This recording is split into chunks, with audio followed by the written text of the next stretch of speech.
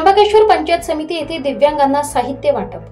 त्र्यंबकेश्वर येथील पंचायत समिती कार्यालयात भारत सरकारच्या सामाजिक न्याय व विशेष सहाय्य विभागाकडून तसेच नाशिक लोकसभेचे खासदार राजाभाऊ वाजे यांच्या विशेष प्रयत्नातून तसेच दिव्यांग सक्षमीकरण कार्यालय नाशिक यांच्या सहभागातून त्याचप्रमाणे भारत सरकारच्या राष्ट्रीय वयश्री योजनेअंतर्गत दिव्यांग व ज्येष्ठ नागरिकांसाठी मोफत साहित्य वाटप पूर्व तपासणी व नोंदणी शिबिराचे आयोजन करण्यात आले होते। या शिबिराप्रसंगी ज्येष्ठ नागरिकांना खासदार राजाभाऊ वाजे यांच्या हस्ते साहित्याचे वाटप करण्यात आले।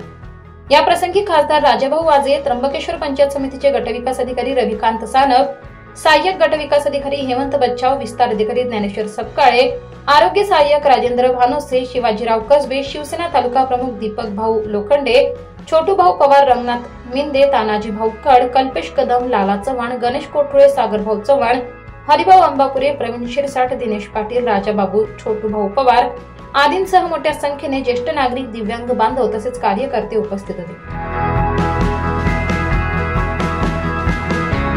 केंद्र सरकार सामाजिक न्याय विभागातर्फे दिव्यांग वृद्ध यांच्यासाठी संपूर्ण नाशिक जिल्ह्यात कॅम्प आयोजित करण्यात येत आहे आणि त्याच्या दिव्यांग बांधवांना तसेच वृद्ध लोकांना जे काही साधनं लागतील त्याचं वाटप आणि त्यांची व्यवस्था करण्याची जबाबदारी शासनाची आहे। त्याचा कॅम्प आज त्र्यंबकेश्वर इथे झाला आणि चालूही आहे।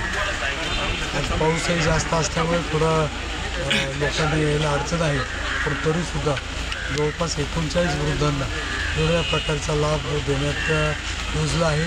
तसेच अस्थिव्यंगासाठी जो कॅम्प होता तो 30 तारखेला झाला आहे आणि आता जे आहेत त्यांनी त्याचा लाभ घ्यावा ही मी विनंती सर्वांना करतो। 24 लाईव्ह महाराष्ट्र न्यूजसाठी जयवंत हागोटे, त्र्यंबकेश्वर।